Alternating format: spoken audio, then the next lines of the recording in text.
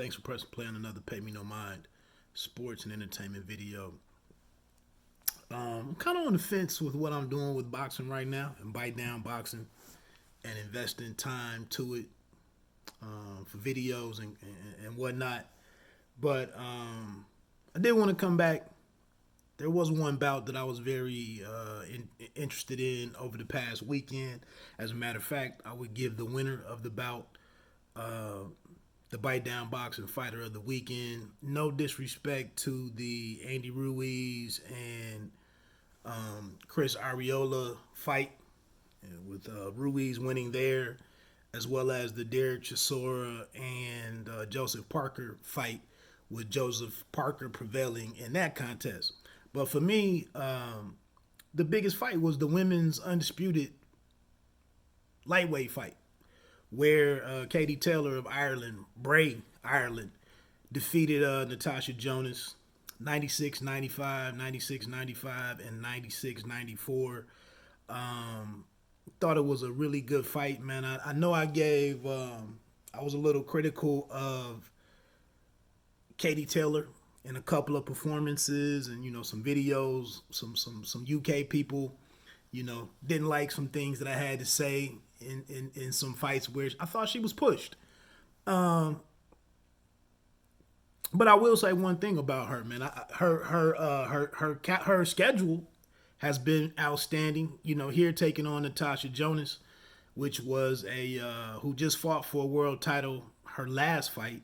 This is a rematch that took 9 years to make from when they met in the quarterfinals of the 2012 London Games, where Katie Taylor won and went on to win the gold medal. And it was a matchup between two really skillful fighters. And in fact, I feel like the whole 3-minute or the 2-minute rounds for women in most fights, there are some exceptions to that. But the 2-minute limit, I feel like this is probably one of maybe 3 to 4 fights or matchups that I see in all of women's boxing where the 2-minute situation hurt this fight and the outcome of the fight. I think there's that much skill between the two ladies, and I think Natasha Jonas may have just ran out of time. And that's evidenced by the cards, 96-95 on 2. But I think the right person won. I think, we had the slower start from Natasha Jonas when she was trying to counterpunch and kind of gauge what was going on. The champion was forcing action at that point in time and having some success. In the mid-rounds, maybe in the 4th rounds, we had that big when Jonas really took her stand. And like I said, in the mid rounds, Jonas kind of went on a bit of a rally, maybe even through the 8th round. But then we get into, and that's another thing, we don't have the normal 11th and 12th round as the championship rounds. We only get 10 rounds here for the women. But going into the 9th and 10th round, I mean, it was very competitive. It was hard fought. We're splitting hairs there almost in trying to determine who's winning these damn rounds.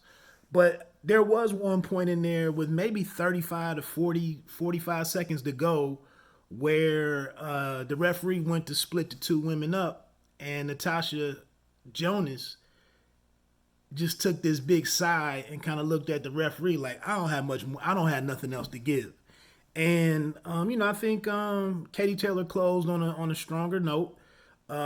Definitely when we go back to the first fight with Pursoon, she didn't finish that fight looking with the better body language. So like I said, man, I tip my cap to Katie Taylor, and she's the bite down boxing fighter of the weekend. Again, I go back to, I think she fought Christina Lenardatu up at super lightweight. And Lenardatu was a very aggressive, kind of somewhat wild. I mean, but she's intense. She throws punches with bad intentions consistently. She's a handful. And that was maybe one of the fights where I said, I'm starting to see some ways to how you can defeat Katie Taylor. Not everybody can do that though, and especially down at 135. You know, but anyway, good outing from Jonas. You know, that's two-time world challenger for her now, man. It sucks who she's running into, you know, for these title fights. But shout to her to taking tough fights. Some people thought she won the Terry Harper fight. I don't know. I'm not saying she didn't. I don't have a recollection of it to say either way. But Taylor, man, I mean, she continues to fight in different styles. Like I said, she's fighting. I think that last opponent she had might have been a mandatory, maybe. But you know, she's beating some of these girls up. She's boxing. She's coming forward. She's fighting off the back foot, body work, working up and down. You know, some will here, some finesse there. She's doing it a lot of different ways, man, and I'm enjoying all of it. I think it was a travesty, you know, that COVID-19 cost the world last year. What was that, May, March, or whenever it was scheduled? But COVID-19 cost the world seeing the Katie Taylor and Amanda Serrano. You know, now Serrano is down at 126, I believe, trying to become a fully unified champion, undisputed champion. So maybe she just doesn't have the, you know, the motivation right now to face Katie Taylor and abandon what she has going on with her career. But back to Taylor and Jonas, man, I thought it was an excellent fight. Again, you know, if we're fighting 3 minutes through the first half of that fight, the first 5 rounds, you know, maybe Jonas's strategy is unfolding a little differently and more in her favor, possibly. But then when she comes back, and these are two women who look like they could fight the entire 180 seconds or 3 minutes. Like I said, in some of these matchups, it's almost like the fight would be hurt if you added that extra 60 seconds. But here, skill versus skill, like I said, there's only maybe 3 or 4 more other matchups out there right now that really fully justify or fully warrant, you know, 3 minutes. So in a couple weeks, I believe we have the UFC Fight Pass card coming up with Heather Heath Hardy and Jessica Camara. I think her name is the Cobra. That'll be, like I said, on UFC Fight Pass. We'll see what happens in that matchup. And you know what, man? It's honestly, in closing, you know, it's really shameful that with some of the fights that I've seen on some of these PBC cards, you know, that they've done zero in investing in women's boxing. That's their decision that they've chosen to make. And I get it. They understand American, you know, the small crowd that it is, but they understand the preferences and the tastes and the intolerance in American fight fans. Top ranked, you know, with the exception of Michaela Mayer, they don't do anything with the women. So we just have Lou DiBella over here, you know, behind this paywall with UFC Fight Pass, where he's going to do a series of all women's cards. So and then you have Ring City doing their thing, kind of featuring, you know, 7 division champion Amanda Serrano and what they were building with her. So that's kind of the lay of the land for that. In terms of the pound for pound situation, I don't know if this performance,